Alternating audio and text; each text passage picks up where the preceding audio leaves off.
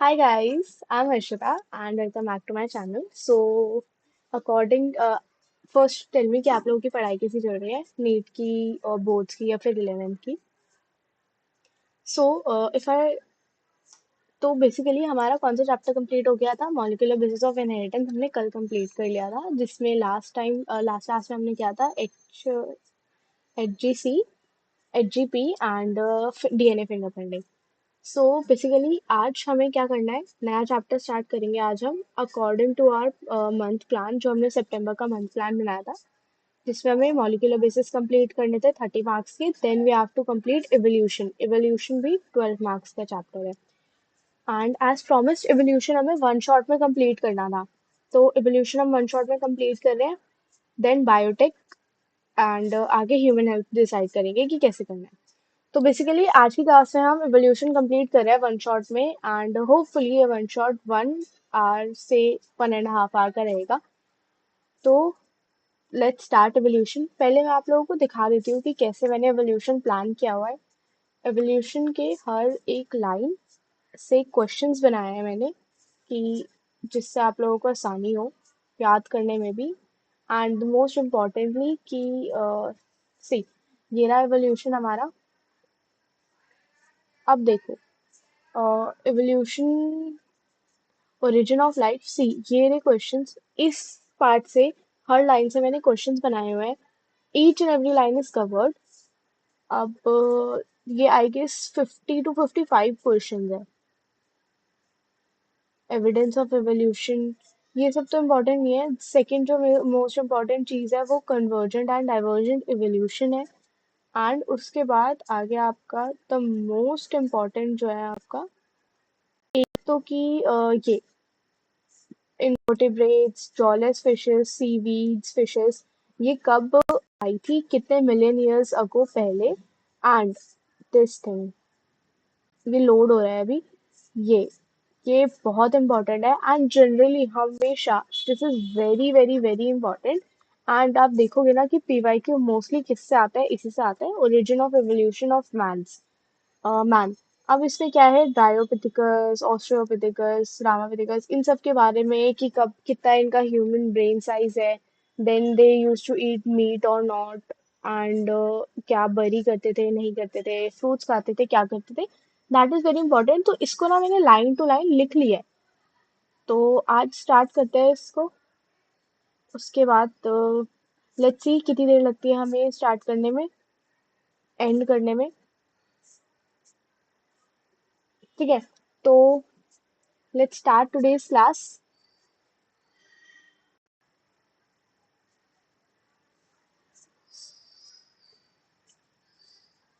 Okay. So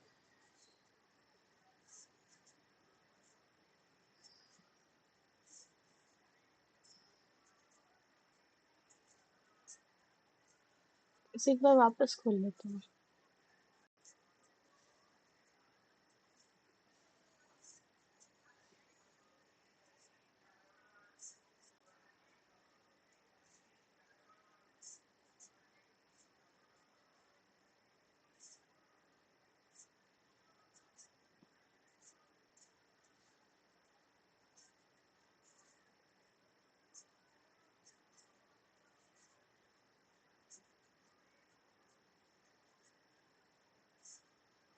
yes. तो चलो start करते हैं एवोल्यूशन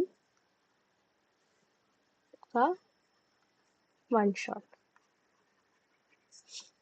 तो बेसिकली एवोल्यूशन क्या है कि कैसे ह्यूमन बीइंग्स इवॉल्व करते हैं.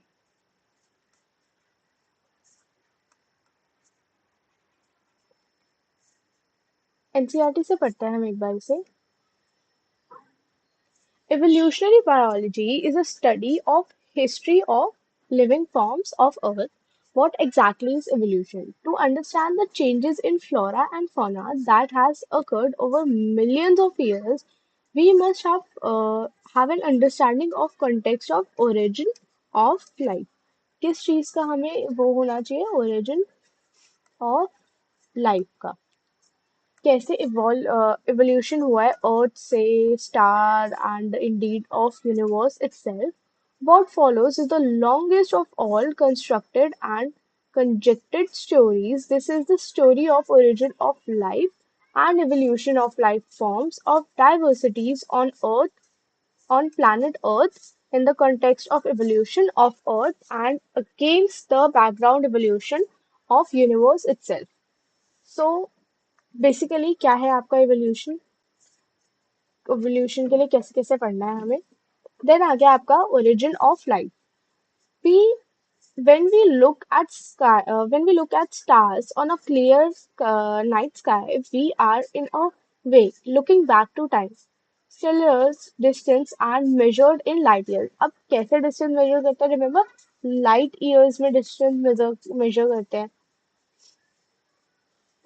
What we see today is an object whose emitted light started its journey millions of years back and from trillions of kilometers away and reaching our eyes now.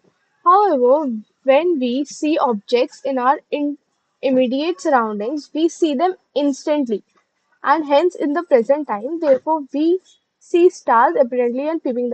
अब basically क्या कह रहा है कि ना ये लोग स्टार्ट तो अपनी journey millions of years ago करते हैं and they are trillions of kilometers away from us but क्या हम जब एक बार स्काई में देखते हैं तो स्टार्स तो हमें इंस्टेंटली दिख जाते हैं ना right So, the origin of life is considered a unique event in history of universe. Origin of life is a very unique event considered. Next is the universe is vast. Relatively speaking, the Earth itself is almost at a peak. The universe is very old as 20 billion years old. कितनी बूढ़ी है universe हमारी 20 billion years 20 billion years old. Huge clusters of galaxies comprises of universe. क्या universe comprise करती है? Galaxies कितनी clusters of galaxies. अब galaxy contains stars, clouds, gas and dust. Considering the size of universe, Earth is indeed a sphere.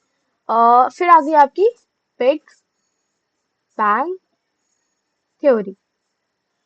अब big bang theory ने क्या किया big bang theory attempt to explain to us the origin of life sorry origin of life किसने दिया big bang theory ने ये remember में जाना चाहिए याद रखना है ठीक है It talks of a singular huge explosion unimaginable in physical terms. एक बहुत बड़ा explosion हुआ था that cannot be imaginable.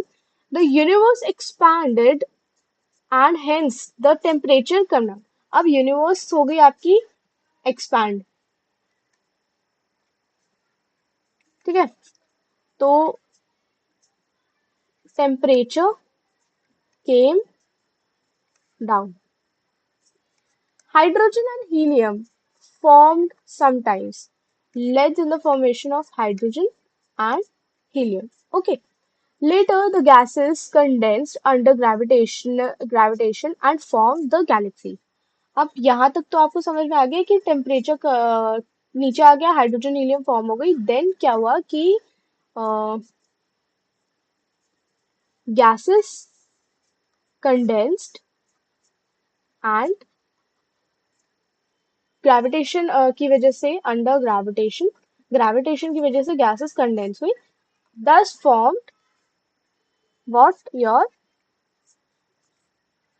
Galaxies ठीक है चलो as we move ahead galaxies of the present day universe in the solar system the Milky Way galaxy Earth was supposed to be formed 4.5 billion years back this is important ये ना इससे भी एक PYQ आएगा ही आएगा कि कितने कितने ईयर्स पहले क्या क्या फॉर्म हुआ था जैसे 20 बिलियन ईयर्स अगो पहले क्या फॉर्म हुई हमारी यूनिवर्स उसके बाद 4.5 बिलियन ईयर्स अगो फॉर्म क्या हुई हमारी milky way Galaxy There was no atmosphere on early Earth. Water vapor,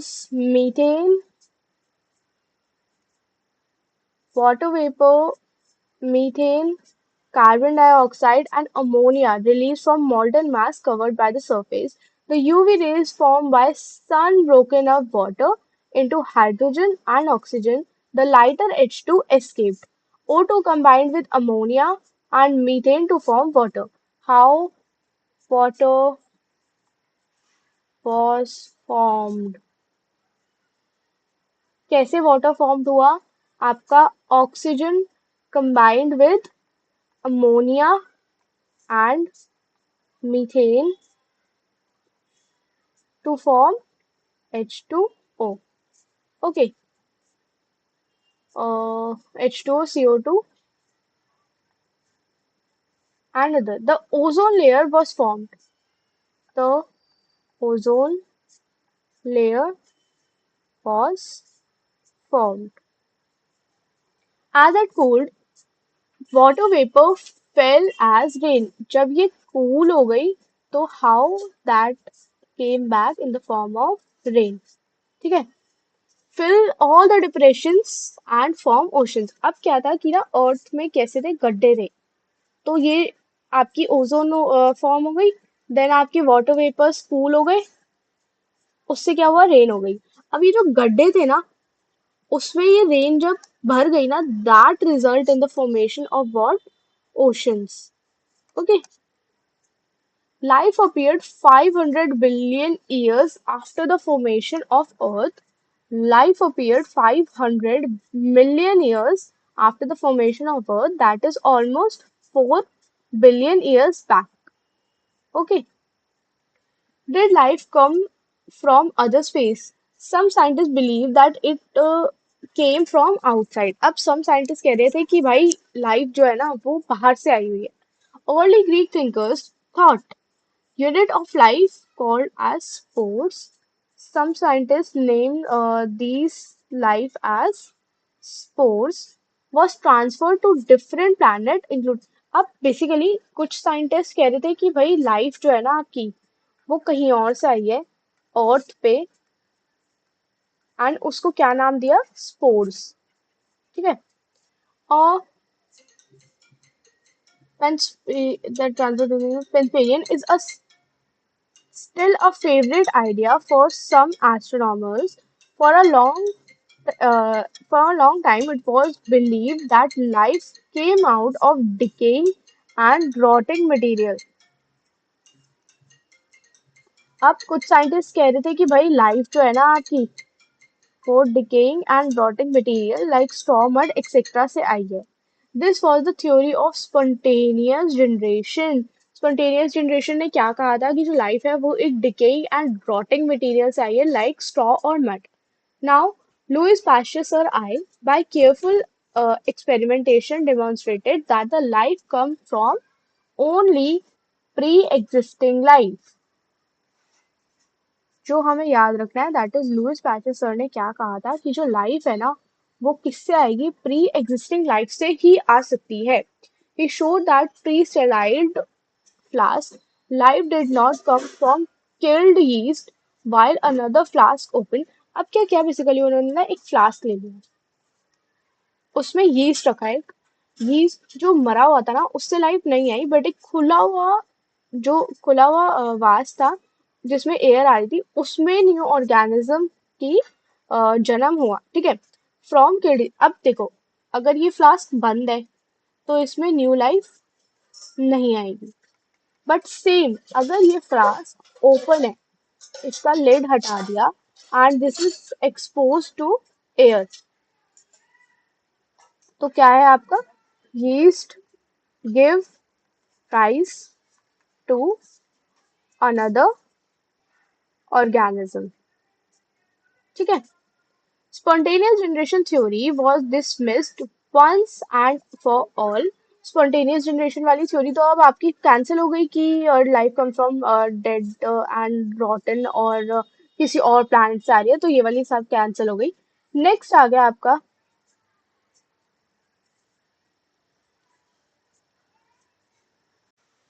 okay so let's continue, sorry for the cut may be.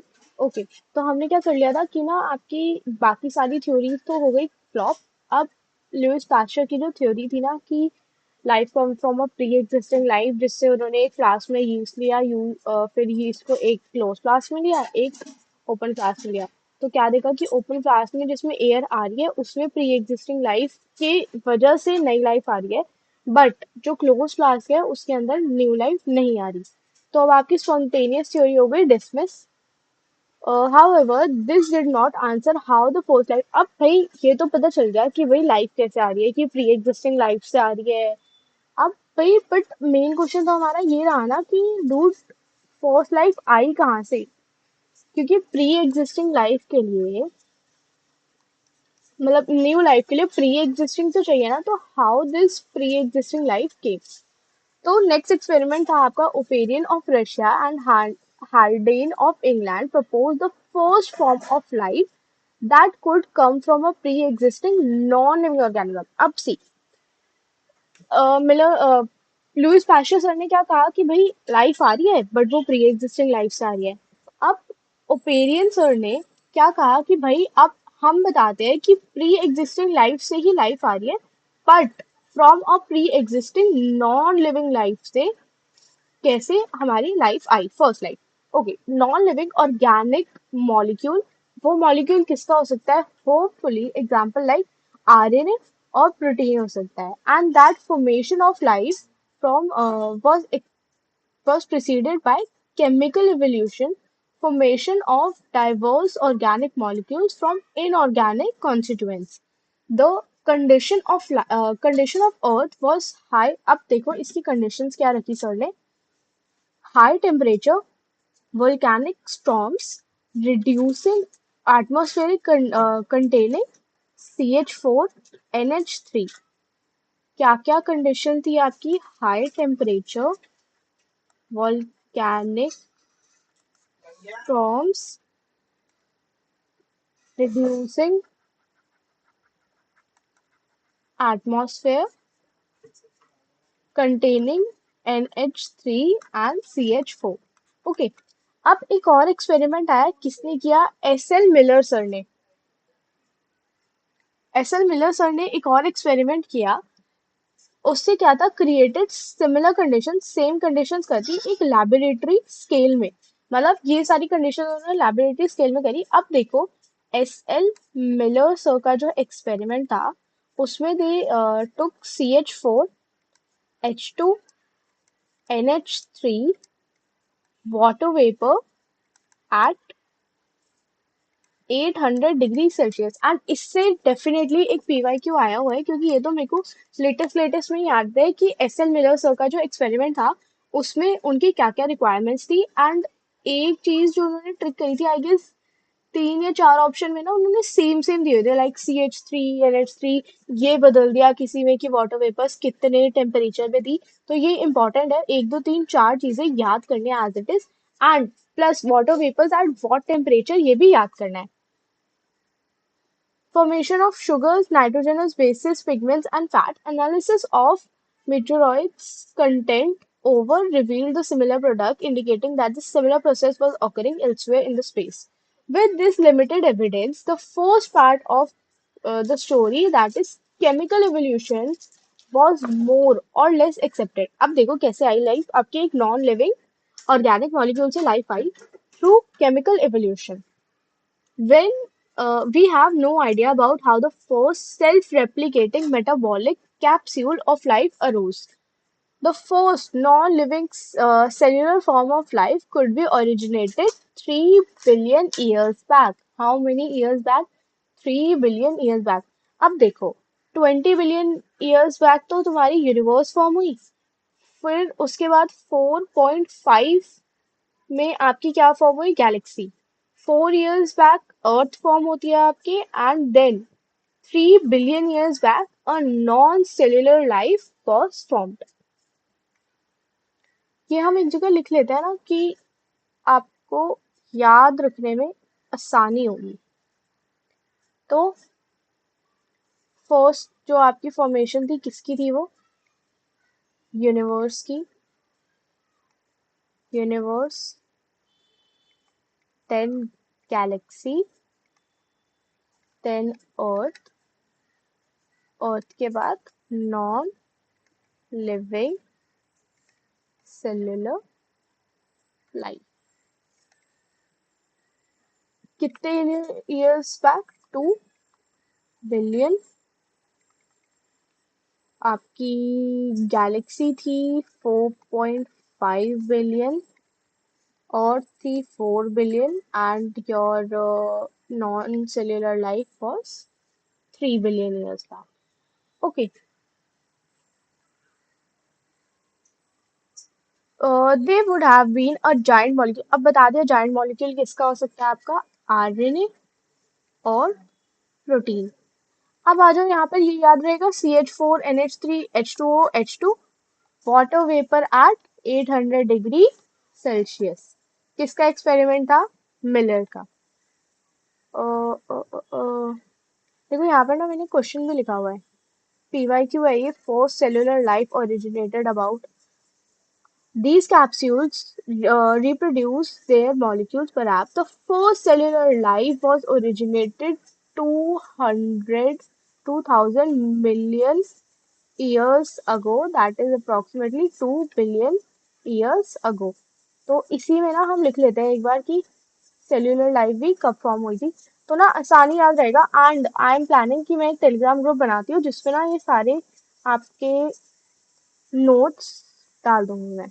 Cellular life living कब बनी थी ये? Pure 2 billion years ago. Now evolution of life. Okay, फिर the version of biogenesis, the first form of life, arose slowly through evolutionary forces and non-living molecules. अब अगर एक question आएगा कि लिविंग लाइफ किससे फॉर्म होती है? From a non living molecule. Okay, however, once formed, how the first cellular life of first cellular form of life could have been evolved into complex biodiversities of today is fascinating story that will be discussed below. Evolution of life form uh, and a theory. ठीक है, तो evolution of life form and theory। चलो, this इसमें ना मेरे ख्याल से ज्यादा कुछ नहीं है, छोटा सा ही है। मैं ना आपको एक बार ओवरव्यू दे देती हूँ हमें पढ़ना क्या क्या है। ये तो बहुत ही छोटा सा है, 5 मिनट में कंप्लीट कर लेते हैं इसको, उसके बाद मैं बताती हूँ आपको कि आगे आगे क्या क्या पढ़ना है, क्या क्या इंपॉर्टेंट जो याद रखना है आपको। ओ, conventional religious literature tell us about the theory of special creation. Special creations, creation क्या जो God create करते हैं। This theory has been three connotations. One, that all the living species that we see today are created as such. Two, that the diversity was always the same since the creation and will be same in future.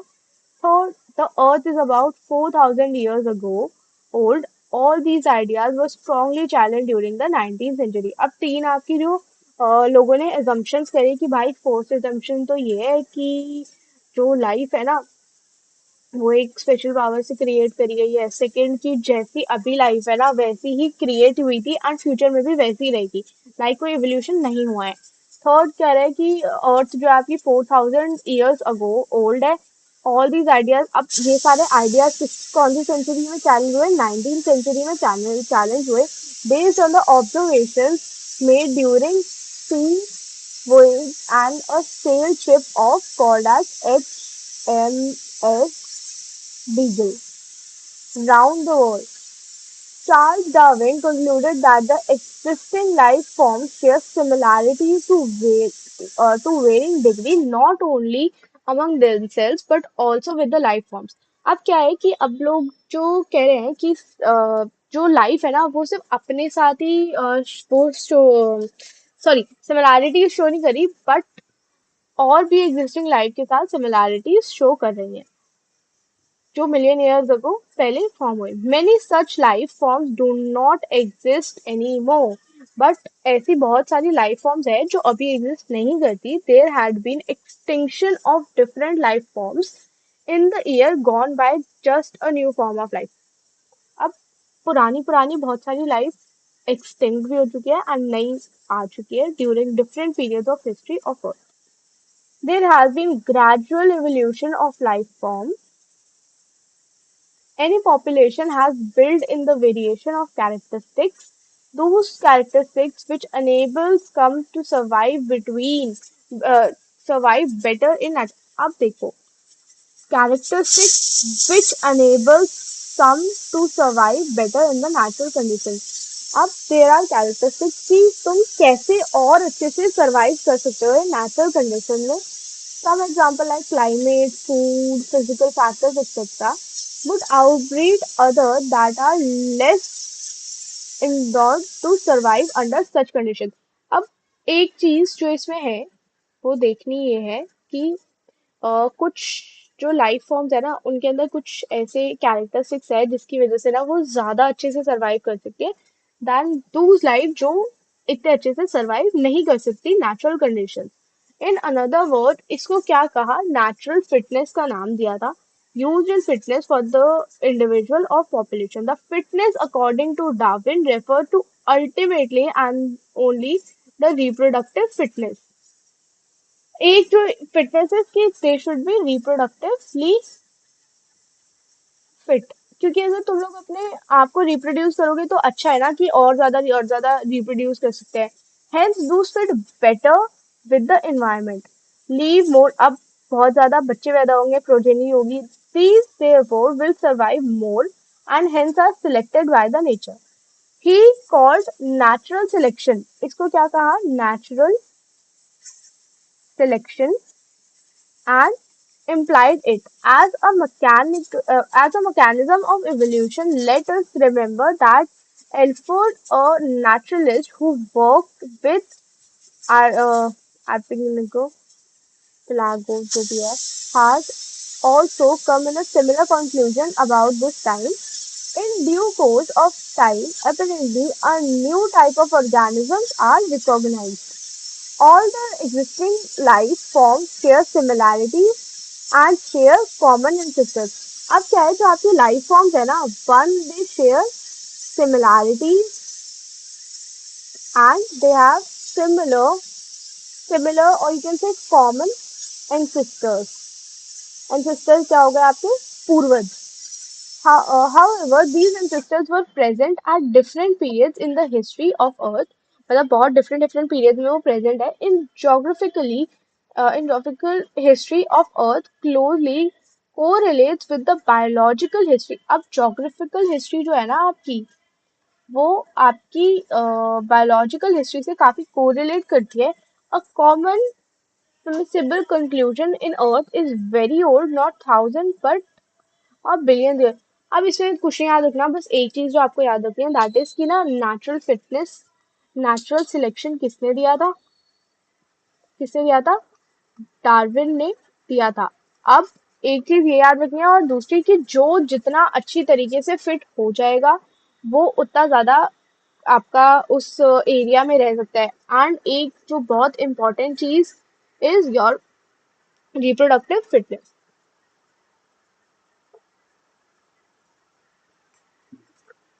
चलो, ये complete हो गया हमारा what are the evidence of evolution. अब आ गए हमारे evidence क्या है भाई एवोल्यूशन के.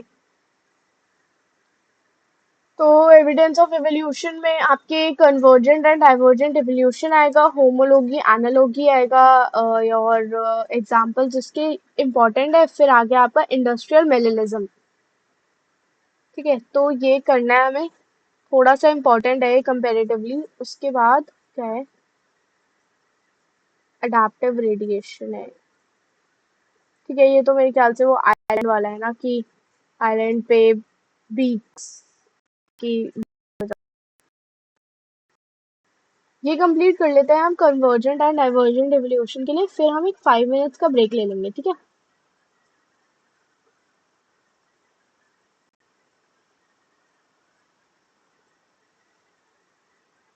कितनी देर का हो गया?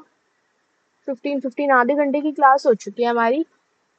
आधे घंटे में हमारे दो टॉपिक कंप्लीट हो चुके हैं एंड एक और आधे घंटे की, आधे या 15-20 मिनट्स की है ये आपका कन्वर्जेंट और डाइवर्जेंट एवोल्यूशन। और नेचुरल सिलेक्शन भी मेरे ख्याल से इसी में ही है।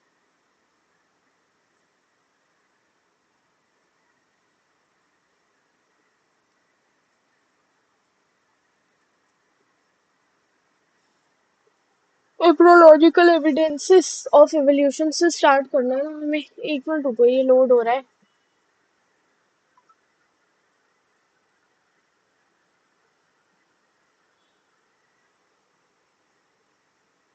ठीक है, तो लेट्स स्टार्ट करते हैं एविडेंस ऑफ एवोल्यूशन से। चलो, evidence that evolution of life forms has indeed taken place on Earth has come from many quarters. Fossils are remains of hard part of life forms found in rocks. Rocks form sediments and a cross section of Earth's crust indicates arrangement of sediments one over other during the life history of Earth. Different age rock sediments contains fossils of different life forms who probably died during the formation of particular sediments. Some of these appear similar to modern organisms, though they represent extinct organisms like dinosaurs. A study of fossils in different sedimentary layers indicates the geological period in which they exist. Study showed that living form varied over time and certain life forms restricted to certain geological time spans. Hence, new form of life has arisen at different terms in history. All this called as paleontol- paleontological evidence.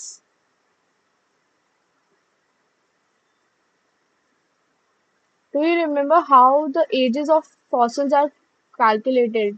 Do you recollect the method of ages of fossils and radioactive dating at principle behind the procedure? Embryological support for evolution was proposed by Ernst Haeckel based upon the observation of certain features during embryological state common to all the vertebrates and absent in the। अब देखो क्या इनकी जो observation थी first की, जो कुछ features है ना, these are common during embryological state, but हर वर्टिब्रेट में, ऑल वर्टिब्रेट्स, वो जो फीचर्स है ना आपके common in embryo embryologic embryonic stage but absent in adult phase. ठीक है। However, the proposal was disapproved by Colonel von Baer। इन्होंने इनका प्रपोजल रिजेक्ट कर दिया था। He noted that embryo never pass through adult stage of other animals। इन्होंने क्या कहा कि भाई एम्ब्रियो तो पास ही नहीं हो रहा दूसरे एनिमल्स के अडल्ट स्टेज तक। Comparative anatomy and morphology shows similar and difference among the organisms of today and those existed years ago. Such similarities being interpreted and understand whether common ancestors were shared or not. For example, whales, bats, cheetahs, and human all mammals share similarities in the patterns of bones and bones of forelimbs, though these forelimbs perform different functions of these organisms but have same anatomical structures। अब देखो same structure but different function, इसको क्या कहा आपका? और humerus radio ulna. Hence, in the animal, the same structure developed along different direction इस चीज को क्या कहा आपका, divergent evolution. Same structure, structure सबका सेम होगा बट फंक्शन डिफरेंट होगा, इसको कह दिया डाइवर्जेंट एवोल्यूशन। अब याद रखना डाइवर्जेंट जो होगा ना वो हमेशा होमोलोगस होगा। ठीक है, होमोलोगस तो क्या मतलब आपका, कॉमन एंसेस्ट्रीज, मतलब उनके जो एंसेस्टर्स है ना वो कॉमन होंगे। ठीक है, other examples are vertebrates, heart और brains. In plants thorns and tendrils of bougainvillea and cucurbit. ये इंपॉर्टेंट है, ये सेम टू सेम एग्जाम्पल ये लोग ना आपको एग्जाम में दे देते हैं। रिप्रेजेंट होमोलॉगी, होमोलॉगी क्या था आपका, सेम एंसेस्टर। अब homology are based on divergent evolution. हमेशा एक चीज जो आपको याद रखनी है दैट इज डाइवर्जेंट एवोल्यूशन हमेशा होमोलॉगी दिखाएगा, whereas analogy is opposite. Analogy जो है आपका इसका बिल्कुल ऑपोजिट हो जाएगा। अब वो क्या है कि दिखते नहीं है सेम बट फंक्शन सेम है, जैसे wings of butterfly and birds. अगर आप बटरफ्लाई के विंग्स देखोगे और मैं आपको दिखाऊं ना, अगर बटरफ्लाई के विंग्स और बर्ड्स के विंग्स देखोगे तो they don't look similar but their work is similar. तो अगर आप ऐसे करोगे ना कि एक तो आप डाइवर्जेंट और एक कन्वर्जेंट के बीच में दो डिस्टिंग्विश कर लो। अब इनका क्या काम है, लुक डिफरेंट, नहीं sorry sorry sorry sorry sorry, look same, दिखेंगे same, works different. But convergent वाला क्या है आपका, वर्क्स सेम, लुक डिफरेंट। तो अगर आप देखोगे ना पंख का तो क्या काम होगा, उड़ने का काम होगा ना, बट अगर आप देखोगे ना कि बटरफ्लाई और बर्ड्स के विंग्स जो होते हैं वो दिखते अलग है बट काम एक ही करते हैं, उड़ने का। हमारी बोन्स और मैमल्स की बोन्स दिखती सेम है बट वर्क दोनों के लिए अलग अलग है। कुकुबिट्स और थॉर्न्स और टेंड्रिल्स का दिखते अलग अलग है लेकिन काम दोनों का सेम है। ठीक है, अब आपका कन्वर्जेंट और divergent evolution I hope clear हो चुका है। एक और एग्जांपल ले लो आप किसका, flippers of penguins and dolphins. ये ना सारे ये सारे examples are very important. Eyes of octopus and mammals, octopus की आंखें बहुत अजीब दिखती है मैमल से बट काम दोनों का सेम है, क्या, देखना। ठीक है, one say that this is similar habit that has resulted in selection of similar adaptive features in different group of organism but towards the same function। अब एक और एग्जांपल है हमारा स्वीट पोटैटो। स्वीट पोटैटो का काम भी storage का है और पोटैटो का काम भी स्टोरेज का है, बट द डिफरेंट वर्ड्स की आपका एक रूट मॉडिफिकेशन है और दूसरा क्या है, stem modification. Like the same line of arguments, the similarities in proteins and genes performing given function and diverse organism gives clue to common ancestries.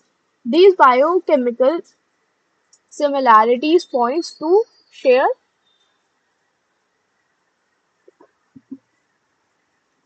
same ancestries as structural similarities. Man has breed selected plants and animals for agriculture, horticulture, sport or security. Man has domesticated many wild animals, बहुत सारे wild animals वो करे, selected plant से ही agriculture, horticulture etcetera किया। ठीक है, this is intense breeding program has created breed of different from other. अब क्या किया भाई, उन लोगों ने ना डिफरेंट डिफरेंट ब्रीड्स बनाने लगे but still are the same group. It is argued that, एक second, if within 100 years man could create और new breed could be natural has been done with millions of year. अब भाई breed बनाने में ना ऐसा नहीं है कि एक साथ ही हो जाती है, that could not take over millions of years. ठीक है, another interesting observation supporting evolution by natural selection. Natural selection कहाँ से आया भाई? एक और इंग्लैंड से। किसका? मौत का। अब आ गया आपका इंडस्ट्रियल मेलेलिज्म। इट वॉज ऑब्जर्व, एक सेकंड रखना प्लीज, प्लीज फाइल। आधा घंटा ही लग गया इसको भी कंप्लीट कराने में हमारा। चलो, अब क्या, 1850 में इंडस्ट्रियल मेलेरिज्म आ गया। Before industries were set that was observe. अब क्या था कि भाई 1850 से पहले ना, जब इंडस्ट्रीज नहीं थी, तो जो मॉथ थे ना, उनका कलर क्या था? वाइट। बट 1850 के बाद 1920 में जब इंडस्ट्रीज आ गई, तो सेम मॉथ जो थी ना, वो ब्लैक कलर की हो गई। क्यों? क्योंकि जो ट्री ट्रंक होता था ना, पहले वो था वाइट कलर का। तो व्हाइट कलर की मॉथ जब उसके ऊपर बैठती थी ना, तो वो क्या कर जाती थी? कैमोफ्लेज कर जाती थी। तो मरती नहीं थी जल्दी से, आसानी से। बट इंडस्ट्रियल रिवोल्यूशन जब 1920 में जब बहुत सारी इंडस्ट्रीज आ गई, तो आपका जो ट्री ट्रंक था वो पोल्यूशन की वजह से कैसा कलर का हो गया? ब्लैक कलर का हो गया। ब्लैक, और you can say dark colour का हो गया। तो डार्क कलर वाली मौत ही आ सकती है, वरना बाकियों को तो प्रेडेटर्स आ जाएंगे ना खाने के लिए। अगर आपकी ट्री ट्रंक ब्लैक हो गई और वाइट कलर की मौत इसके ऊपर बैठ रही है, तो भाई बाकी के तो प्रेडेटर्स आकर उन्हें रिकॉग्नाइज करके खा जाएंगे। तो उसकी वजह से उसकी वो कम हो जाएगी, नंबर ऑफ मौत। तो इसी को बेसिकली, कि कैसे मौत ने अपने आप को अडेप्ट किया इंडस्ट्रियल मेलेरिज्म का, this is what natural selection का एक और एग्जाम्पल है। ठीक है। The explanation put forth for the observation was predator will spot a moth against contrasting background during post-industrial period. Tree trunk become dark. अब क्या हुआ? ट्री ट्रंक डार्क हो गया, तो इंडस्ट्रियल मेलेरिज्म में स्मोक और सूट की वजह से under this condition white colour moth did not survive. अब भाई ट्री ट्रंक डार्क हो गया, तो व्हाइट वाली कैसे भाई सर्वाइव करेगी? In that background of another white lichen covered the tree, the background of white moth survived, but the dark वाली जो है उसे predators खा गए. Do you know that lichen can be used as industrial population indicator? lichen को भी ना population कह रही, sorry, pollution indicator की तरह यूज कर सकते हैं. They will not grow in the area that are polluted. Lichens जो होती है वो polluted area में नहीं grow करती. Hence moth that were able to camouflage themselves or hide them in the background survive. This understanding, supported by the fact that areas where industrialization did not occur, rural और वहां पर क्या हुआ कि मेलेनिक मौत जो थी ना वो कम हो गई, क्योंकि यार देखो, अगर एक रूरल एरिया आप देखोगे, वहां पर इंडस्ट्रीज नहीं है, तो पोल्यूशन कम है, तो उनके जो ट्रीज होते हैं ना, वो तो लाइट कलर के ही है, तो लाइट कलर वाली मौत ज्यादा होगी, मेलेलाइज्ड मौत नहीं होगी। This showed that the mix population दूस कैन बी बेटर अडेप्ट। अब तुम जितना अच्छे से अपने आप को अडेप्ट कर सकते हो ना, उस हिसाब से ही तुम्हारे चांसेस ऑफ लिविंग ज्यादा हो जाएंगे physically. Similarly, excuses using excess use of herbicide, pesticides, etc. has only resulted in the selection of resistant varieties in much lesser time.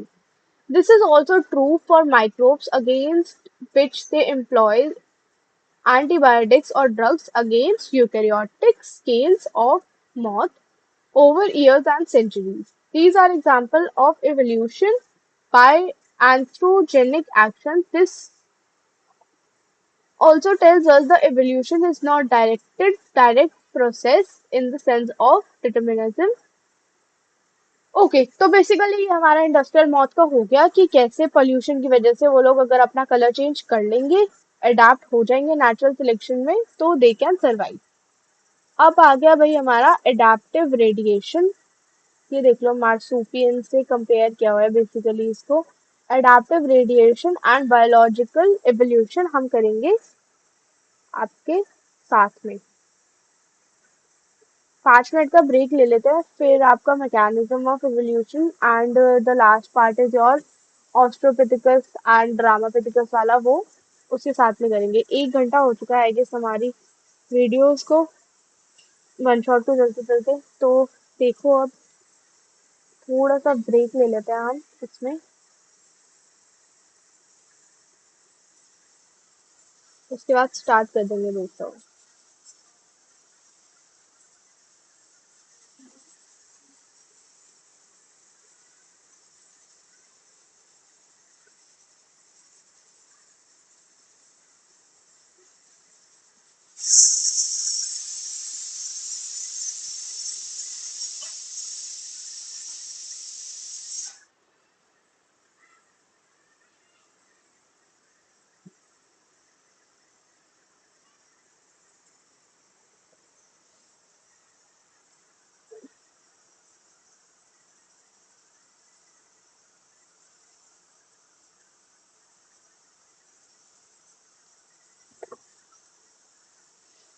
क्या है अभी इसमें?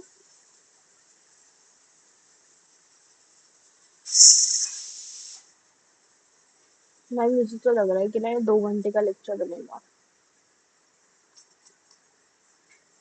क्योंकि अभी तो बहुत सारा आधा ही चैप्टर हुआ है। Hi guys, welcome back to my channel. कैसी चल रही है पढ़ाई? I hope you are doing well. I am Harshita and हम लोग एवोल्यूशन इन वन शॉट कर रहे थे। एवोल्यूशन इन वन शॉट में मैंने फर्स्ट शॉट डाल दिया है, द पार्ट 1। वैसे तो मेरे को पूरा एक साथ डालना था, but due to some app issue में भी, that's why last part record ठीक से नहीं हुआ, एंड उसकी वजह से ना मेरे को अब वापस रिकॉर्ड करी हूँ मैं उस पार्ट को। तो बेसिकली अभी हम देख लेते हैं। मैंने ना लास्ट टाइम आपको कहाँ तक करा दिया था, इंडस्ट्रियल मेलेलिज्म तक करा दिया था कि how moth changes their colour for better natural selection. अब हमें करना है आगे adaptive radiation, Hardy Weinberg principle, and उसके बाद आपके दो और आ जाएंगे। एक तो रामापिथिकस ऑस्ट्रोपिथिकस, ये करना है। एंड एक और था आई गेस कि how many years old the seaweeds, amphibians and etcetera etcetera. तो लेट्स स्टार्ट दिस।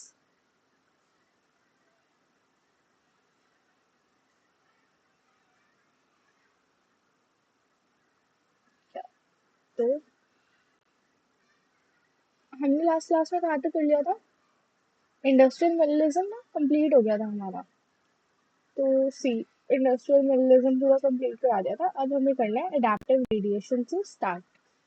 ठीक है, थोड़े थोड़े पढ़ते रहो, 9th मंथ है and this is almost over 15 हो गई है आज।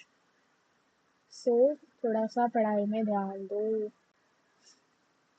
चलो, व्हाट इज अडेप्टिव रेडिएशन से हमें स्टार्ट करना है। फर्स्ट तो कि भाई अडेप्टिव रेडिएशन दिया किसने? Adaptive radiation was given bye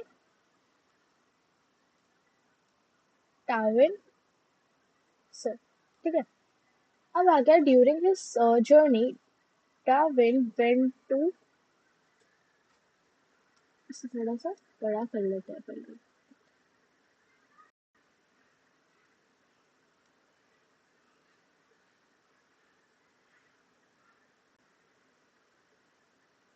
okay, so Darwin sir एक आइलैंड पे गए where he observed an amazing diversity of creatures of particular interest, small black birds later named as। अब उन्होंने क्या किया, एक आइलैंड पे गए वो, एंड उन्होंने बहुत सारी बर्ड्स देखी एंड उसका नाम क्या कर दिया, डार्विन फिंचेस। ठीक है, that amazed him.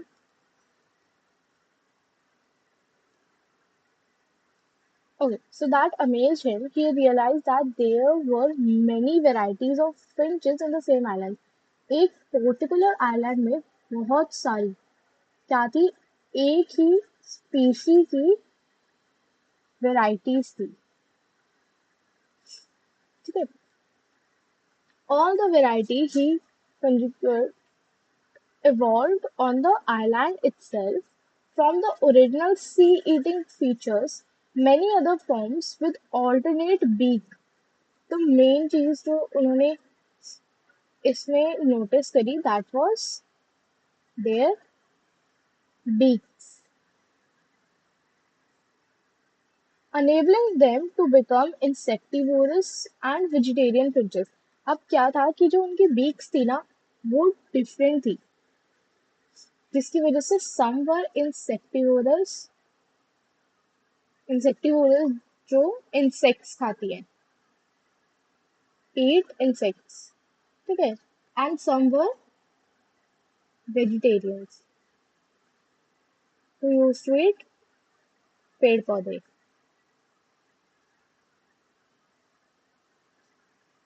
Okay. This process of evolution of different species in a given geographical area, starting from a point and literally radiating to other areas of geography, habitat is called as adaptive radiation. तो अब adaptive radiation क्या है आपका? Adaptive radiation is your एक given geographical area में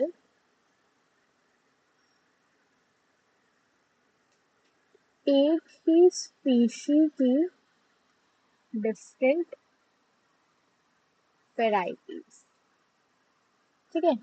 इसका example था हमारा डार्विन फिंचेस. क्या था? Different beaks. ओके. इस चीज को क्या नाम दिया सर ने? Adaptive radiation. Darwin finches represented one of the best example of this phenomena. Darwin finches represented the best example of this phenomena. Another example was Australian marsupials.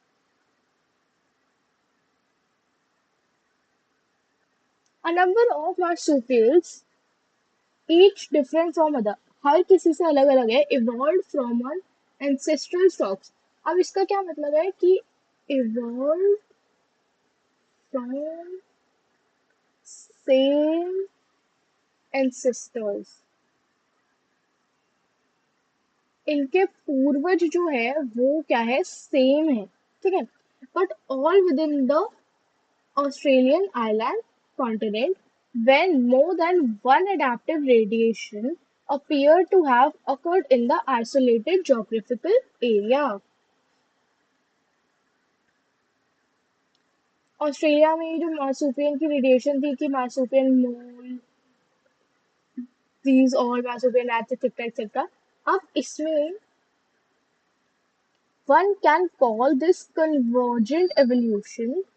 Placental mammals in Australia also exhibit adaptive radiation in evolving into varieties of such placental mammals.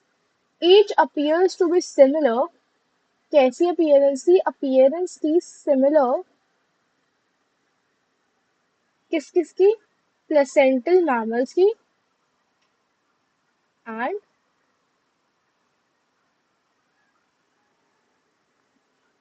Australian marsupials थी, ठीक है, दोनों almost same दिखते थे, ठीक है. Then placental mammals and Tasmanian wolf marsupial. अब आपको एक चीज इसमें रिमेम्बर करनी है, दैट इज कि इनके ना, अगर आपको प्लेसेंटियल मैमल दे दिया तो आपको मार्सुपियन, ऑस्ट्रेलियन मार्सुपियन का नाम पूछ सकता है वो. इसके अलावा इससे इससे ज्यादा कुछ नहीं आएगा.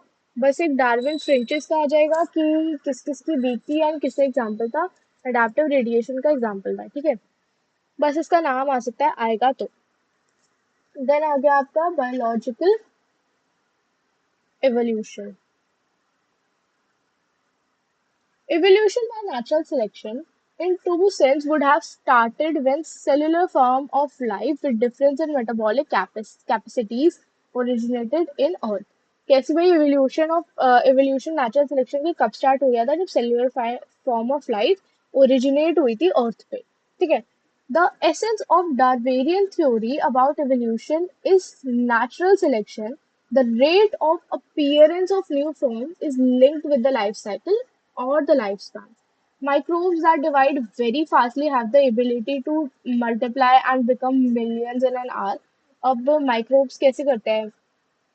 Multiply कर लेते हैं within hours. Millions हो सकते हैं वो, उनके पास ये कैपेसिटी होती है. A colony of bacteria growing in a given medium has built-in variation in terms of ability to utilize a feed component. A change in medium composition would give out only the part of population that can survive under the new condition. That can survive under the new condition.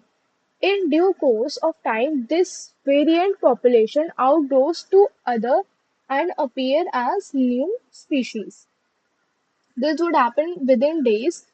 For the same thing happen in fish or fowl would take millions of years.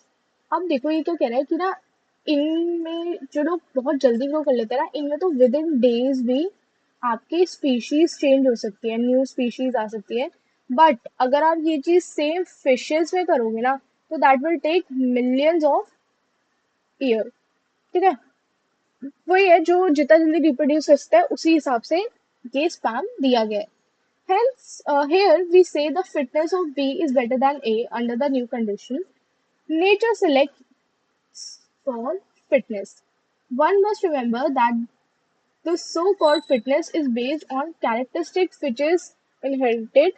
Hence, there is must be a genetic basis for getting selected and evolved. Another way of saying the same thing is that some organisms are better adapted to survive within the otherwise hostile environment. Adaptive ability is inherited. It was genetic basic basis. Fitness is the end result of the ability to adapt and get selected by the nature. अब क्या है ये आपको important line है, इसको highlight कर लो. Fitness is the end result of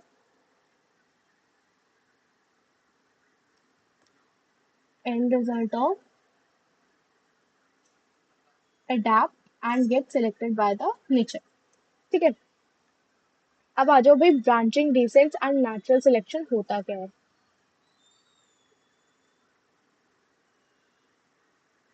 okay, branching descents and natural selection पढ़ते हैं हम.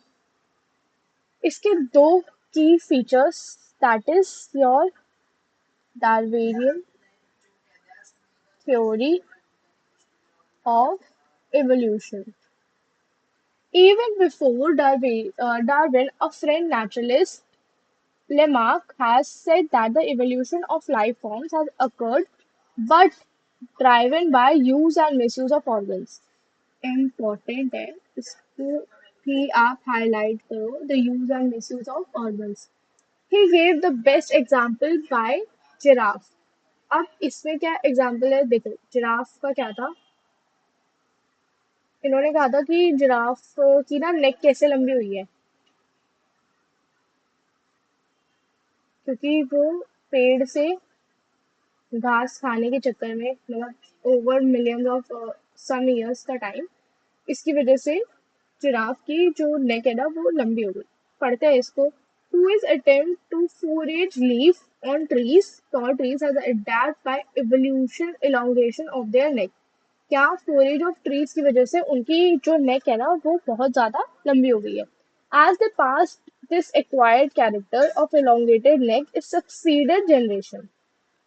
Giraffe slowly over the years came to acquire long necks. Nobody believed this anymore. अब तो कोई बिलीव नहीं करता, ये वाली थ्योरी गलत थी. Is evolution a process or a result of process? Is evolution is a process कि evolution एक process है या फिर एक process का नतीजा है. The word we see inanimate or animate is only the success stories of evolution. When we describe the story of this world, who describe evolution as a process? On the other hand, when we describe the story of life of Earth, we treat evolution as a process called as natural selection. We are still not very clear whether regard evolution and natural selection or process or the end of process. छोड़ दो, ये नहीं आएगा, कुछ नहीं है, बस पढ़ लो कि एक बार रीड कर लेना, बस इस पे से कोई क्वेश्चन नहीं आएगा. It is possible that the work of Thomas Matthews on population influenced Darwin. Natural selection is based on certain observation when a factual, for example, natural resources are limited, populations are stable in size except the seasonal fluctuation. अब भाई देखो, natural resources तो आपकी limited है और लोग हो रहे हैं आपके ज्यादा, तो वही सरवाइव करेगा ना जो बेस्ट होगा. जो लोग लो लेवल पे है वो लोग कैसे सरवाइव करेंगे, इसकी एक बहुत अच्छी लाइन जो इन्होंने कही थी, only some survived and grew at the cost of that could not flourish. This is very important and this is a life lesson कि सी कंपटीशन बहुत ज्यादा है, इतना ज्यादा कंपटीशन है एंड रिसोर्सेज जो है ना वो बहुत लिमिटेड सी है. अब पॉपुलेशन तो बढ़े जा रही है ना, बट रिसोर्सेज लिमिटेड है. अब आप रिसोर्सेज को कुछ भी ले सकते हो, जॉब ले सकते हो और योर बेसिक वाटर और लाइट एक्सेट्रा ले सकते हो. ये सब रिसोर्सेज तो लिमिटेड है, बट जो पॉपुलेशन है वो तो बढ़े जा रही है ना, तो भाई ग्रो तो वही करेगा जो बेस्ट होगा, या फिर ग्रो वो करेगा जो हार्ड वर्किंग होगा. ठीक है. और वो उसी के कॉस्ट पे ग्रो करेगा जो लोग काम नहीं कर रहे हैं, जो लोग मेहनत नहीं कर रहे हैं उसी की कॉस्ट पे जो हार्ड वर्किंग वाला है वो ग्रो करेगा. ठीक है. अब आ जाओ आगे. Even though they look superficially cost, leave all this. बस एक ये वाली लाइन प्लीज अपनी लाइफ में इम्प्लीमेंट करिए.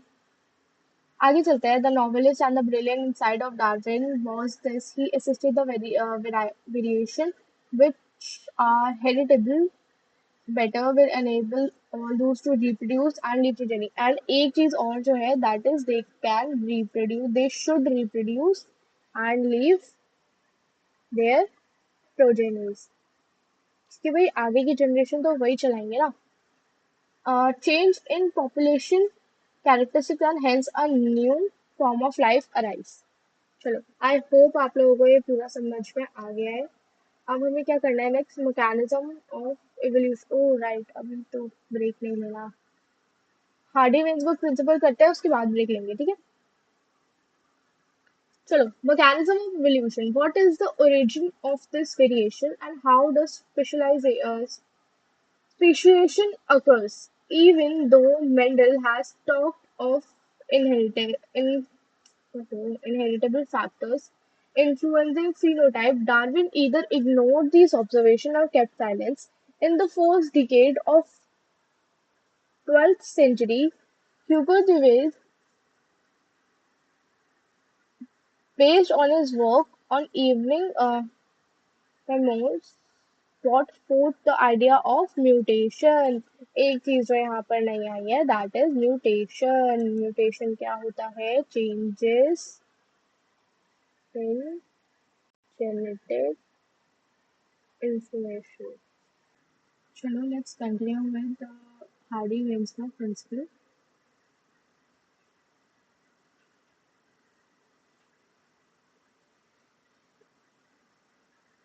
क्या, तो हमें हार्डी वेन्सबर्ग प्रिंसिपल अभी करना है.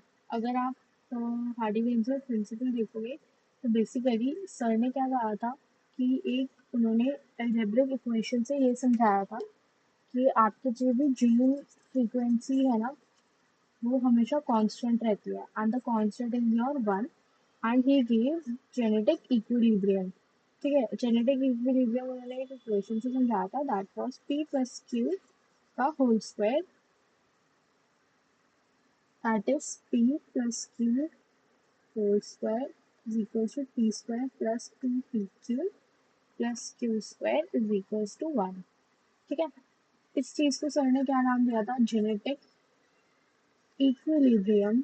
And that is constant through generation to generation. Generation to generation ये कांस्टेंट होती है एंड कांस्टेंट एलिलिक फ्रीक्वेंसी कितनी है इसकी? 1. ठीक है. इस चीज को ही कहा था सर ने जेनेटिक इक्विलिब्रियम। अब आ गया आपका ग्राफ। ये तीन ग्राफ आप याद रखोगे, स्टेबलाइजिंग, डायरेक्शनल एंड डिस्ट्रक्टिव। एक सेकेंड।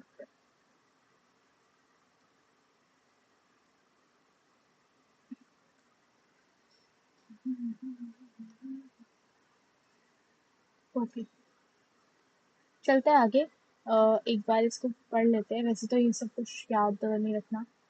पी क्यू को अर्ली ए एंड ए दे दिया, big A and small A. ठीक है, P plus Q whole square याद रखना है। बाकी आ गए आपके 5 factors affecting Hardy-Weinberg principle, that are gene migration and gene flow are the same thing. Then आ गया आपका genetic drift, genetic recombination, natural selection and mutation. These 5 points कैसे याद रखने हैं आपको? लाइन टू लाइन बिल्कुल बाय हार्ट याद होने चाहिए। The 5 factors that affect Hardy's Weinberg principle. ठीक है, अब इससे क्या हो सकता है भाई, हमारी जो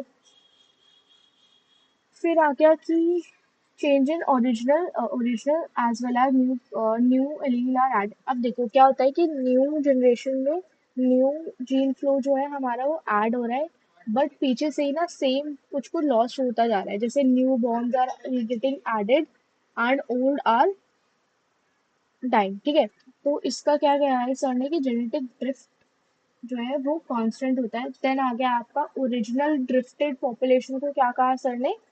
Original drifted population was known as the founder, and this is called as the founder's effect। ठीक है, अब आया आपका नेक्स्ट पैराग्राफ पे चलते हैं कि microbial experiment showed that the pre-existing advantageous mutation when selected with result in observation of new phenotype, this would result in speciation. New natural selection, a process in which heritable variation enabling better survival।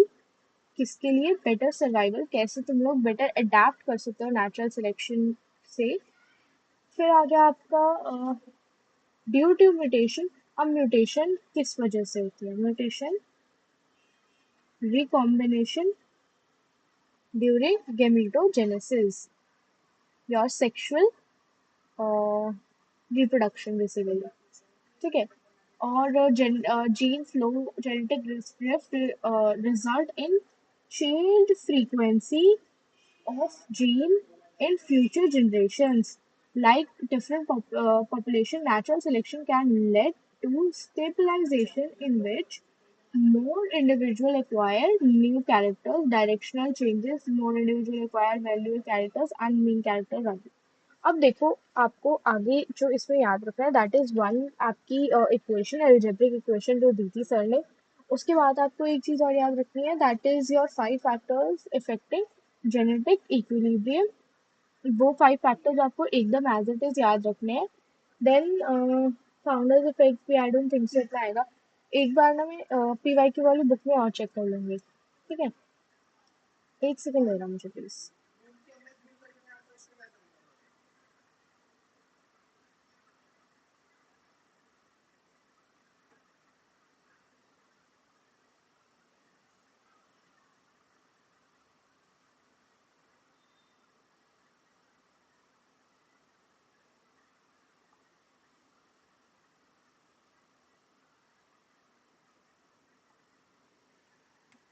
चलो आगे चलते हैं। Brief account on evolution से हमें अब start करना है। Brief account of evolution का मैं आपको एक बार ओवरव्यू दे देती हूँ कि व्हाट एग्जैक्टली इसमें हमें क्या पढ़ना है। तो ब्रीफ अकाउंट ऑफ एवोल्यूशन में हमने पढ़ना है अभी योर बेसिकली कि फर्स्ट सेल्यूलर लाइफ कब आई, कौन सी थी, कितने साल पहले आई, that million years ago, etcetera etcetera. Invertebrates कब आए, जॉलेस फिश, सीवीड फिशेस। अब मैंने ना इन सबके लाइन बाय लाइन क्वेश्चन यहाँ लगाए हुए हैं। अब एक क्लास और रखेंगे, या तो मैं टेलीग्राम पे एक बार भेज दूंगी कि आप लोग खुद से एक बार सॉल्व करो इन सब क्वेश्चंस के, आपको आंसर्स मिलते हैं या नहीं मिलते। नहीं मिलेंगे तो I will schedule a class जिसमें हम लोग सिर्फ यही क्वेश्चंस डिस्कस करेंगे। ठीक है, अब let's start brief account of evolution. About 2000 million years ago, the first cellular form of life appeared on Earth. About how many years ago? 2000 million years ago, first cellular life was formed. The mechanism of how non-cellular aggregates of giant macromolecules could evolve into cells with membranous envelope is not known. अब क्या है कि भाई पहले क्या था हमारी जो फर्स्ट फर्स्ट थ्योरी थी वो तो ये थी ना कि फर्स्ट वो था organism that was non cellular basically वो एक मैक्रो मॉलिक्यूल था किसका किसका था आरएनए का ठीक है अब उस मैक्रो मॉलिक्यूल से कैसे सेलुलर फॉर्म कन्वर्ट हुई कैसे सेल बना देन उसके बाद आपका मेम्ब्रेनस एनवेलप यही सब हमें हमें पढ़ना है ठीक है फर्स्ट सेलुलर लाइफ आपकी कब आई 2000 मिलियन ईयर्स अगो अब आ जाओ आप नीचे could have been similar to the light reaction in photosynthesis where water splits with the help of solar energy and harvesting pigments slowly single celled organism become multicellular form अब पहले तो आपका क्या था RNA that was a non cellular organism macromolecule उसके बाद cell बने cell with membranosus envelopes फिर सिंगल सेल्ड से क्या बना आपका मल्टी सेल्यूलर ऑर्गेनिज्म ठीक है अब आ गया by the time of 500 million years ago invertebrates were found कितने 500 million years ago invertebrates were found and active फिर आई आपकी jawless fishes could be evolve अब जॉलेस फिशेस हमारी कब बनी एक और कलर का हाइलाइटर ले लेते हैं रुको।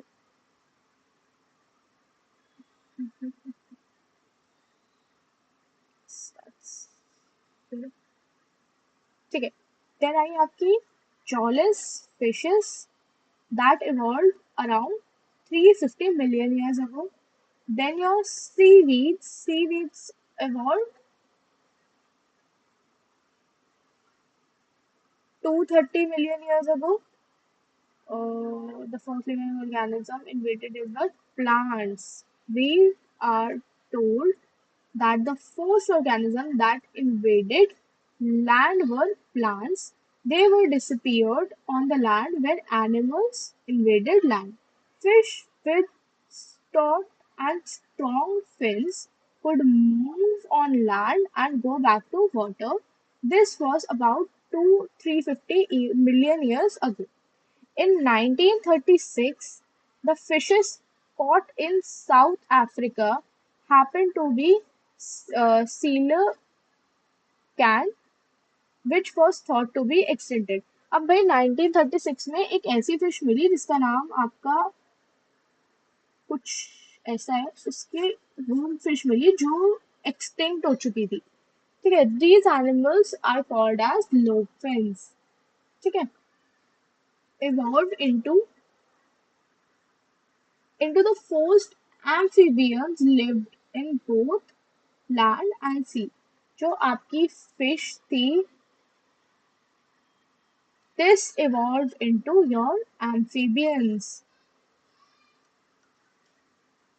There is no specimen of that left with us. However, these were ancestors of modern day frogs and salamanders. The amphibians evolved into reptiles. आपके fishes amphibians हैं and amphibians evolved into reptiles. They lay क्या करते थे वो उनके अंडे कैसे होते थे thick shelled egg which does not dry in sun unlike those of amphibians अब भाई देखो amphibians से reptiles बन गए बट reptiles के जो eggs थे ना उनका जो शेल था वो थिक होता था थिक शेल होता था उनका, कि जो सनलाइट के प्रेजेंस में ड्राई ना कर जाए। बट एम्फीबियंस के जो एग होते थे ना, उनका शेल कंपेरेटिवली थिन होता था, तो there shell use to dry in sunlight. Okay, again we only see the modern day descendants, the turtle, tortoise, and crocodiles. In next 200 million years old, reptiles of different shapes, sizes dominated on Earth. Giant ferns were present, but they all failed to form coal deposits. Giant ferns जो थी, they form coal coal deposits. ठीक है. Some of these land reptiles went back to water and evolved into fish like reptiles. Probably to, अब भाई कुछ जो आपके reptiles थे, जो आपके कुछ reptiles थे ना, उन्होंने क्या कहा कि वो ना वापस पानी में चले गए and they form back fishes. ठीक है, वापस पानी में चले गए एंड फिशेस बन गए.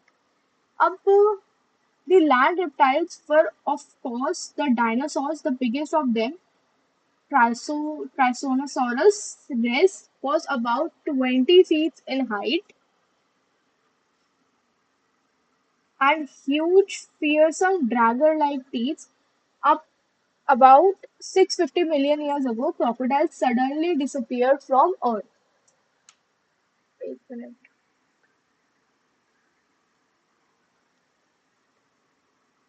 Yeah. So, how many years ago the crocodile disappeared? 650 million years ago, uh, crocodiles, keh diya maine, sorry. Dinosaurs suddenly disappeared from Earth. We do not know the true reasons. Some say climatic changes killed them. Some say they evolved into birds. The truth may live in between. Small sized reptiles of the era still exist today. अब भाई देखो, crocodile तो मर गए. Oh, sorry, crocodile क्यों बोल रही हूँ मैं बार बार. डायनासोर्स जो थे, they died 650 million years back. But भाई अब मरे कैसे? कुछ लोग कहते हैं कि ये क्लाइमेटिक चेंजेस की वजह से मर गए, और सम सेज कि जो डायनासोर्स है ना, वो बर्ड्स के अंदर इवॉल्व कर गए. But the truth remain between, क्योंकि कोई साइंटिफिक प्रूफ नहीं है कि डायनासोर्स कैसे मरे. देन आके आपका the first mammal were like shrew. The first mammal were like True. Their fossils are small sized. Mammals are viviparous, protected their newborn inside the mother's body. Mammals were more intelligent in sensing and avoiding danger at least. अब भाई mammals के अंदर ज्यादा brain था कि वो कैसे sense कर सकते हैं अपने डेंजर को एंड उसको कैसे अवॉइड करेंगे. When reptiles came down, mammals took over the earth. ठीक है. There were in South America mammals resembling horses, hippopotamus, deers, rabbit, etc. Due to continental drift, when South Africa joined North Africa, sorry. South America joined North America. What happened?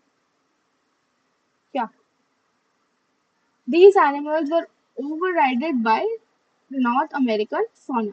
Due to the same continental drift, pouched mammals of Australia survived because of the lack of competition from other mammals. अब competition बढ़ गया क्योंकि दोनों एक साथ इकट्ठे हो गए. But your pouched mammals survived due to lack of your competition. Let's we forget some mammals live fully in water. Whales, dolphins, seals, and sea cows. Some example evolution of horse, elephants, dogs, etc. are special stories of evolution. We will learn about these in higher classes. The most successful story is the evolution of man with language, skill, and self-consciousness. A rough sketch of evolution of life form, their times on geographical scale and indicated in figure 6.9 to 6.10. अब I hope आपको ये सब समझ में आया हो. देखो, याद करना है ये बेसिकली दो दो तीन तीन बार पढ़ पढ़ के कि याद होगा कि डायनासोर्स कब डिसअपियर करे, मैन कब आए, एम्फिबियंस कैसे बने, कब आए, कितने मिलियन ईयर्स अगो। ये सब आपको याद करना है। मेरी बस इतनी ड्यूटी थी कि मैं आपको एक बार समझा दूँ। अब आपका लास्ट पार्ट है ये, origin on evolution of man. इसके लिए मैंने साइड में नोट्स बनाए हुए हैं, उसकी हेल्प से मैं आपको बहुत अच्छे से, मतलब इसको तो बस आप याद कर लो, मतलब आपके बेसिकली नोट्स हैं। मैं डाल देती हूँ टेलीग्राम पे। ठीक है, origin on evolution of man से हमें स्टार्ट करना है। कितनी देर की हो गई? 16 मिनट्स, 25, 79, 60। ठीक है, 1.5 आवर से पहले ही कंप्लीट हो गया हमारा तो ये वाला चैप्टर। आई थॉट इसमें 2-2.5 घंटे लगेंगे कंप्लीट होने में। चलो, origin and evolution of man से स्टार्ट करना है। About 15 million years old ago, primates called as Dryopithecus and Ramapithecus were existed. How many years ago? 15 million years ago. Dryopithecus and Ramapithecus were existed. They were hairy, dog-like gorillas and chimpanzees. Your Ramapithecus were more like a man, while Dryopithecus were more like apes. New fossils of man-like bones has been discovered in Tanzania. इसके अलावा अभी हम वो भी देखेंगे, PYQs. These revealed hominids feature leading to the belief about 3 to 4 million years ago, man-like primates walked to Africa. They were probably not taller than 4 feet. 4 feet he taller थे बस वो, and walked upright. 2 million years ago, your Australopithecus were found. They lived in East Africa grasslands. किसमें रहते थे वो? East African grassland में. Evidence show that they hunted with stone weapons but ate food. Hunt तो करते थे वो लोग लेकिन खाते सिर्फ fruits थे. Some of the bones among the uh, bones discovered were different. These creatures were called as the first human-like being. The hominids are called as Homo habilis. Our first human-like features were Homo habilis. इनकी brain capacity कितनी थी? 650 to 800 cc. They probably did not eat meat. Fossils in Java 1981 revealed the next stage, that was Homo erectus. Homo erectus were found 1.5 million years back. Homo erectus का जो brain capacity थी वो 900 cc थी, more than your Homo habilis, and they eat meat. See, and Homo erectus probably eat meat. ठीक है, then आ गए आपके नेंडरथल्स मैन, जिनकी ब्रेन कैपेसिटी इनसे थोड़ी और ज्यादा थी. उनकी कितनी थी? 900 सीसी. इनकी कितनी थी? 1400 CC. Lived near east and central Asia around 1 million years to 40,000 years back. These were used to hide, protect their bodies, and bury their deads. Homo habilis in Africa moved around the continents and developed in the distinct cases. During Ice Age, here 75,000 to 10,000 years ago, modern Homo sapiens arose. Prehistoric caves are discovered about 18,000 years ago. One such cave painting of prehistoric human beings are seen in Bhimbetka rock shelters in Madhya Pradesh. Agriculture आया था आपका 10,000 साल पहले, and human settlement started. The rest is what happened as a part of human history and growth and decline of civilization. And here we come to an end of this chapter. आपको एक बार मैं इससे पूरा वो पढ़ाती हूँ, उसके बाद हम ये वीडियो एंड करते हैं. ठीक है, जो मैंने लिखा हुआ है, see these are very important and इससे एक PYQ हमेशा आता है. तो this is very very very important. मैं ये शेयर कर दूंगी आपको। देखो, origin and evolution of mans, हम स्टार्टिंग से स्टार्ट करते हैं 15 बिलियन ईयर्स अगो। क्या है? Ramapithecus and Dryopithecus. रामापिथिकस वो more human like, but Dryopithecus जो थे वो एप्स लाइक थे। फिर आपके 4 फीट के वॉक करते थे वो लोग अपराइट। देन आया आपके ऑस्ट्रेलियोपिथिकस। उसके कहाँ फाउंड हुए, कहाँ आए वो? ईस्ट अफ्रीकन ग्रासलैंड्स में। उन्होंने हंट करना तो स्टार्ट कर दिया, बट वो जो हंट किया था ना उसे खाते नहीं थे। लाइक मीट्स वो कंज्यूम नहीं करते थे, सिर्फ फ्रूट्स खाते थे।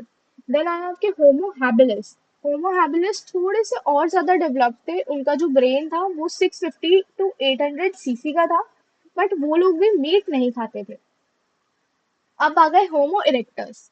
होमो इरेक्टस 1.5 मिलियन ईयर्स बैक आए। वो आपके इनसे ऑस्ट्रेलियोपिथेकस से ज्यादा डेवलप थे। इनका कितना, होमो हैबिलिस का कितना था? 800 सीसी इनका मैक्स था, इनका 900 सीसी था। They use to eat meat. Then आया आपके नेanderthals। इनका 1400 सीसी था, and they live in Central Asia. एक चीज जो आपको इनको याद करनी है कि कौन अपने डेथ्स को बरी करते थे। They use to bury their death. Homo sapiens the latest one जो हम भी है, होमोसेपियंस आए 18,000 ईयर्स बैक। उसके बाद आ गए आपके एग्रीकल्चर। एग्रीकल्चर कब आया? 10,000 years back. And here we come to an end to our evolution का वन शॉट हो गया है कंप्लीट। फाइनली एवोल्यूशन हमने कंप्लीट कर लिया है लेस देन 1.5 आवर्स में। ठीक है, चलो थोड़ी सी बात करते हैं, उसके बाद ये चैप्टर, उसके बाद क्लास एंड करते हैं। ठीक है, तो सी,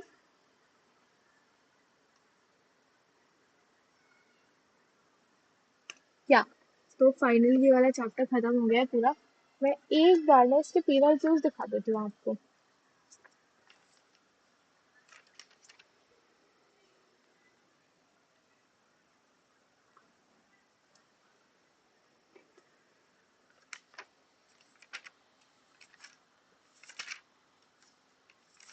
एवोल्यूशन के पीवाई क्यूज है 154।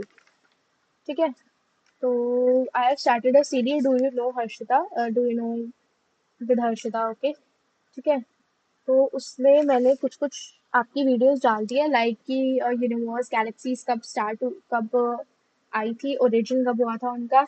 Then force living organism, and if you see ना कन्वर्जेंट डाइवर्जेंट एवोल्यूशन नेक्स्ट डालूंगी मैं। अब आ जाओ आप ह्यूमन एवोल्यूशन पे। इसके 135 से 154 अप्रोक्सीमेटली 20 to 25 PYQs है, जो बहुत इंपॉर्टेंट है, एंड इसे प्रायोरिटी में हमें करना है। तो let's plan a next class. एक तो हम नेक्स्ट क्लास में करेंगे जो साइड में मैंने आपके सारे क्वेश्चन लिखे हुए हैं, line by line question of NCERT, वो कंप्लीट करेंगे। उसके बाद एक पीवाईक्यू की क्लास रखते हैं। ठीक है, 154 पीवाईक्यू सारे एक ही क्लास में करा देंगे। बाकी आप प्लीज पढ़ते रहो। आई hope you like the video. आप बताओ मेरे को आपको कैसी लगी ये क्लास, ठीक है, इन द कमेंट सेक्शन। बाकी I will see you in the next class. Next class भी हमने वन शॉट रखते हैं माइक्रोब्स का, उसकी बात करेंगे हम ह्यूमन हेल्थ। ठीक है, तब तक के लिए पढ़ते रहो, and thank you for watching.